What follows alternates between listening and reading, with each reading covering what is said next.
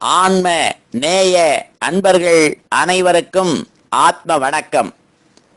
வேலூர் சித்த வித்தை தவ மையத்தின் சார்பில் நம்முடைய ஞானபிதா ஜெகத்சோதி சுவாமி சிவானந்த பரமஹம்சர் அவர்கள் உலக மக்கள் நலன் கருதி உருவாக்கிய சித்த வேத தத்துவத்தை உங்களின் செவிகளுக்கும் சிந்தனைக்கும் பயன் தரும் வகையில் தினம் தினம் வழங்கப்படுகிறது. அதன் தொடர்ச்சியாய் இன்று 50ஆம் நாள் தொடக்கம். அந்த சிவன் கோயிலில் என்ன இருக்கிறது? சிவலிங்கம் இருக்கிறது. அது எதில் இருக்கிறது? அது கோயிலுக்குள்ளில் கல்லினால் ஒரு பீடம் செய்து அந்த பீடத்தில் யோனி வடிவில் ஒரு குழி உண்டாக்கி அந்த குழியில் லிங்கத்தை ஸ்தாபித்திருக்கிறது. அப்போது லிங்கம் எவ்விடம் இருக்கிறது? யோனியில் இருக்கிறது. அப்பொழுது லிங்கம் யோனியில் இருப்பதனால் தான் யோனிக்கு உபஸ்தம் என்று சொல்ல காரணம்.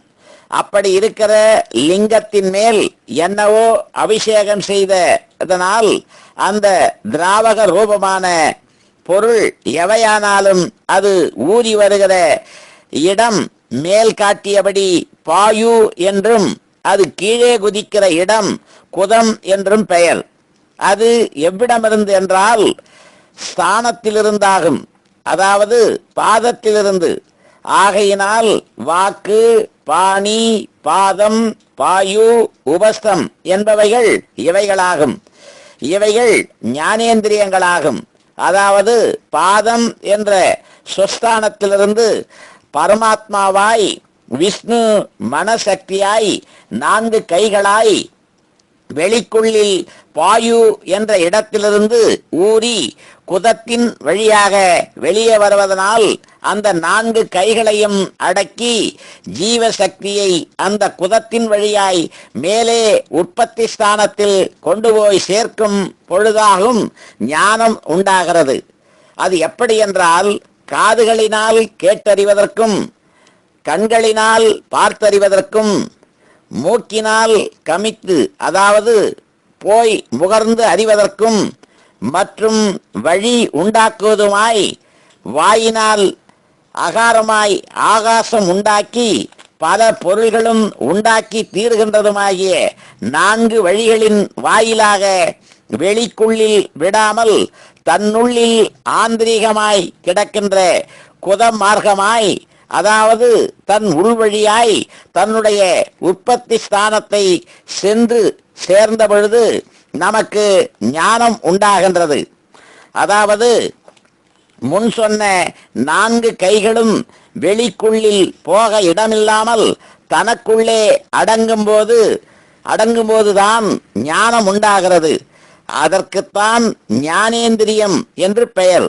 இதெல்லாமல் நீ சொன்னதான நாவு, கை, கால், குதம், மூத்திரத்துவாரம் இவைகள் ஒன்றும் கர்மேந்திரியமோ ஞானேந்திரியமோ அல்ல.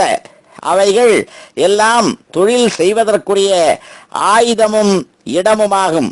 அப்படி இருக்கின்ற மனம் அதனுடைய சுஸ்தானத்தில் ஸ்திதி செய்கின்றதாகும், அதாவது நிலை நிற்கின்றதாகும். அவ்விதம் ஸ்திதி செய்கின்ற, அதாவது நிலை நிற்கின்ற மனதிற்காகும் விஷ்ணு என்று சொல்லுகிறது. அந்த விஷ்ணு அனந்த சயனனாய் இருக்கிறது. அனந்த சயனன் என்றால் ஆதி அந்தம், அதாவது அடி முடி அகம் புறம், அதாவது உள் வெளி இந்த நிலைமைகள் இல்லாமல் இருக்கிற பதவியாகும். அதானது தன்னிலிருந்து சலித்து கொண்டிருக்கின்ற மனம் சலனமில்லாமல் சொஸ்தானத்தில் லயிக்கின்ற நிலைமையாகும். இதற்காகவும் ஏகாதசி விரதம் அனுஷ்டித்தால் விஷ்ணு பதம் பிராபிக்கும், அதாவது அடையலாம் என்று சொல்ல காரணம். பிரதோஷம் என்பது திரியோதசி கூடிய தினமாகும் என்று சொல்லுகிறது. ஆனால் அதனுடைய உண்மை தசேந்திரியங்களுடன் தன்னுடைய சக்தி சத்துவ ரஜோ தமோ குணங்களாகி வெளியினுள்ளில் வியாபிக்கிறதை முன் சொன்ன மூன்று குணங்களோடு கூடி அந்தரங்கத்தில், அதாவது உள்ளில் ஜீவனாகிய சிவனோடு ஐக்கியப்படுகிறதாகும். சிவராத்திரியும் அந்த பிரகாரம் தானே. பாக்கியத்தில், அதாவது வெளியினுள்ளில் மூன்று விதமாய் மாயையில் பிரகாசித்த பிரகாசம் அந்தரங்கத்தில், அதாவது உள்ளில் ஜீவனாகிய சிவனோடு ஐக்கியப்படுகிறதாகும். இந்த பிரகாரத்திலாகும் விரதங்களுடைய நிலைமை. இதெல்லாமல் சிவராத்திரி வருஷத்தில் ஒன்றேயாகும். அது சிவனுடைய ராத்திரி என்றாகும் சொல்லுகிறது. ஆனால் வருஷத்தில் இரவும் பகலமாக 365 தினங்கள் உண்டு. அதில் ஒரு தினத்தின் ராத்திரி மாத்திரம் சிவனுக்கு இருக்கிறதென்றும் பாக்கியெல்லாம் பகலாகும் என்றும் ஒரு காலம் நம்புவதற்கிடமில்லை. ஏனென்றால் பகல் எத்தனை சமயமோ, அதாவது நேரமோ, அத்தனை நேரம் ராத்திரியும் உண்டாகும். இதில் 364 இரவும் பகலும் கூடிய தினம் முழுவதும் சிவனுக்கு பகலாகியும் 365ஆம் நாளாகிய ஒரு தினம் ராத்திரி மாத்திரம் சிவனுக்கு ராத்திரியாக வருவதற்கு காரணமில்லை.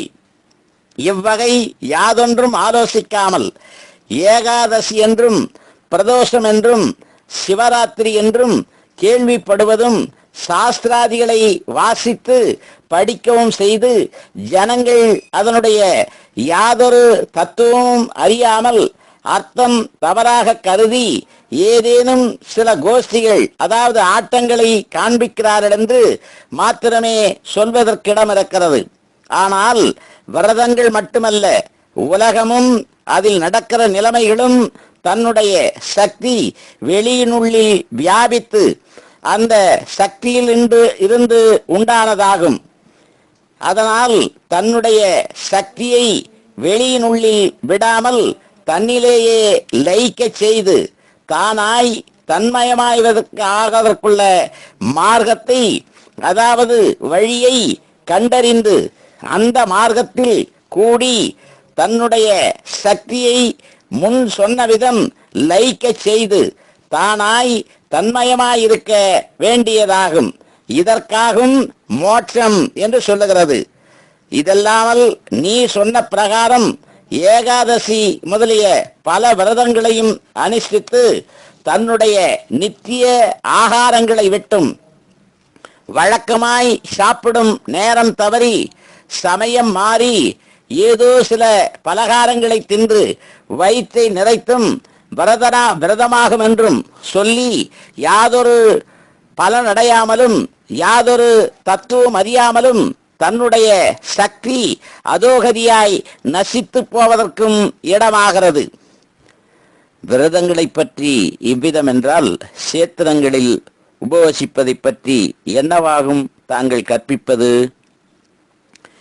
சேத்திரங்களில் உபவசிப்பதென்று நீர் சொன்னீர் அல்லவா? ஆனால் சேத்திரம் எத்தனை உண்டு? உபவாசம் என்னவாகும்? அநேக சேத்திரங்கள் உண்டு. அவைகளில் ஆகாரம் இல்லாமல் இருக்கிறது உபவாசம் என்று சொல்லுகிறது. அந்த சேத்திரங்கள் எவையவை என்று நீர் சொல்லுவீர்? சிவசேத்திரம், விஷ்ணு சேத்திரம், கணபதி சேத்திரம், சுப்பிரமணிய சேத்திரம், ஐயன் சேத்திரம், பகவதி சேத்திரம் முதலான அநேக சேத்திரங்கள் உண்டு. நீர் அநேக சேத்திரங்கள் சொன்னீர் அல்லவா? அவ்வகை சேத்திரங்களில் என்னவாகும் உள்ளது? அங்கே சங்கற்பித்து பிரதிஷ்டை செய்துள்ள ஈஸ்வரர்கள் இருக்கின்றன. அங்கு என்ன பிரதிஷ்டித்திருக்கிறது? பிம்பங்கள், அதாவது விக்கிரகங்கள் உண்டாக்கி அதை ஈஸ்வராகும் என்று சங்கற்பித்து பிரதிஷ்டித்திருக்கிறதாகும். பிம்பங்களை எவைவை கொண்டாகும் உண்டாக்கியது? உலோகங்கள், சிலைகள் முதலியவற்றை கொண்டாகும்.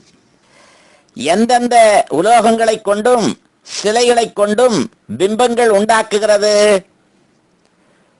பொன், வெள்ளி, செம்பு, இரும்பு, ஈயம் இவைகளைக் கொண்டும், பாதாள அஞ்சனம், கிருஷ்ண சிலை அதாவது கருங்கல் இவைகளைக் கொண்டும், சிலது பலா, தேக்கு முதலிய மரங்களைக் கொண்டுமாகும். உலோகங்களைக் கொண்டும், சிலைகளைக் கொண்டும், மரங்களைக் கொண்டும் ஈஸ்வரர்களை உண்டாக்குவது யாராகும்? நன்று. நாளைக்கு தொடருவோமா? ஆத்ம வணக்கம்.